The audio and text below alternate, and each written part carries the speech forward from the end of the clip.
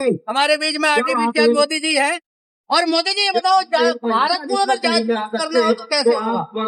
बस बीजेपी को वोट करते रहो। नहीं है बीजेपी तो और जाति की राजनीति करती है। जब से बीजेपी आई है भारत में जाति अत्याचार इतना भयंकर पड़ गया है। जनता के गलियारों से जातिवाद क्या होता है? जुल्म करेगा सत्ता के गलियारों से। भाई बनू, ये एक ऐसा विषय है जिसके लिए हर आदमी कहता है कि इस विषय में मत बोलो। आज संविधान लागू हुए 76 साल हो गए हैं। उस एक आर्टिकल का नाम अनुच्छेद 17 है और अनुच्छेद 17 में भेदभाव समाप्त करने की बात कही गई थी। वो भारत से कोने से वो समाप्त नहीं हो सकी है। नेता चाहे वो बीजेपी का हो, कांग्रेस का हो, सपा का हो, बसपा का हो, इस विषय को वो पकड़ नहीं रहा।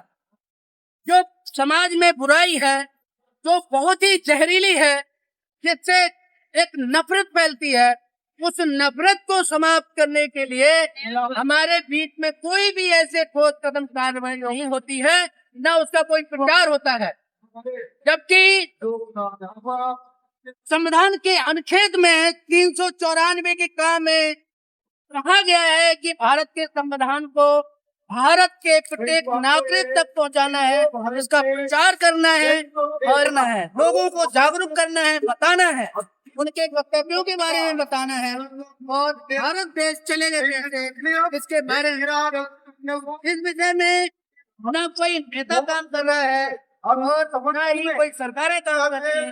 जब भी विषय में कहा जाता है भाई अनुच्छेद 17 को पूर्ण रूप से पालन कर लो और भारत के कोने कोने से को समाप्त करने की जो मुहिम है वो तेज होनी चाहिए और भाईचारा बनाया जाना चाहिए। मैंने इस विषय में बहुत से नेताओं से बात की, बहुत से लोगों से बात करता हूँ, लेकिन कोई भी नेता इस विषय को नहीं उठाता है। बहुत कम लोग हैं और ये कहते हैं कि हो जाएगा।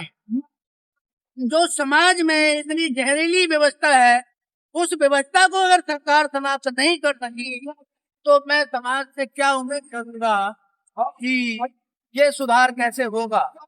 ये पेपर लीक का ही सवाल नहीं है। इस देश में बहुत कुछ लीक हो रहा है और डेली लीक होता है। जो व्यवस्था में पहुंच जाता है वो चाहे किसी भी जाति का हो, किसी भी धर्म का हो, किसी भी समुदाय का हो, वो वहाँ जाकर साठगांठ करता है और साठगांठ करके इस व्यवस्था को ठीक करता है। ये लीक एक दिन में ठीक होने वाली नहीं है जब तक की व्यवस्था को बहुत शांत तरीके से न बनाया जाए। और देखा IAS की भर्ती में हो, चाहे इंजीनियर की भर्ती हो, चाहे शिक्षकों की भर्ती हो या पुलिस की भर्ती हो, सभी जगह कुछ न कुछ धांधली होती है और अधिकारियों को बात करते देखा तुम मेरे बेटे को सेट कर देना, मैं तुम्हारे बेटे से देख दूंगा। और एक ऐसे व्यक्ति को जो दलित समाज से था, जो आरक्षण के दायरे में आता है, उसने एक लखनऊ में बैठे अधिकारी से बात की जो अवस्थित थे। उनसे उन्होंने साठगांठ की कि तुम मेरे बेटे को वहां लखनऊ में देख लेना और मैं तुम्हारे बेटे को दिल्ली में देखूंगा। इस तरह की साठगांठ अंदर हो जाती है।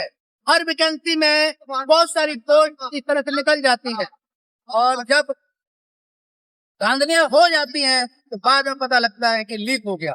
इसलिए भारत की इस व्यवस्था में बहुत कुछ लीक हो रहा है। एक चीज नहीं है जो लीक होने की बात हो रही हो। यहाँ पे कोई भी उदाहरण पकड़ लें, देखेंगे एक गांव का एक छोटा प्रधान होता है जो नस्ल के लिए खड़ा होता है, वह बिल्कुल झोपड़ी और झुग्गी में रह रहा होता है, लेकिन 5 साल के बाद ऐसा क्या हो जाता है कि वो आलीशान एक महल बना लेता है। इतनी बड़ी उसकी क्या कमाई हो जाती है। एक छोटे से प्रधान के बारे में मैं बता रहा हूँ, जो गांव का प्रधान होता है, वो जब इलेक्शन जीत कर आता है, वो उसी भ्रष्टाचार में जाकर शामिल हो जाता है और वो उसी तरह के लीक में शामिल हो जाता है। इसलिए व्यवस्था के बच्चे के लिए लीक करने के लिए हमें नई व्यवस्था। के बच्चे ने आवाज उठाई, विरोध किया। इसी तरह से मैंने बहुत से एमएलए एमपी देखे जिनके पास कुछ नहीं था और आज वो बड़ी बड़ी कोठियां, बड़ी बड़ी गाड़ियां, बड़े बड़े बंगले में रह रहे हैं। ये पैसा कहाँ से आता? अगर ये लीक नहीं होता तो ये कैसे कर पाते? आज राजनीति ऐसा विषय बन गई है कि लोग उसे व्यापार समझते हैं। यहाँ व्यापार करने आते हैं और रातों रात खरबपति बन जाते हैं। तो ये लीक बड़ी पुरानी है और बड़ी गहरी है। इस लीक को ठीक करने के लिए जब तक हम व्यवस्था में सुधार नहीं करेंगे, ये लीक ठीक होने वाली नहीं है। मैं यहीं पर अपनी बात समाप्त करता हूँ। जय संविधान, जय भारत।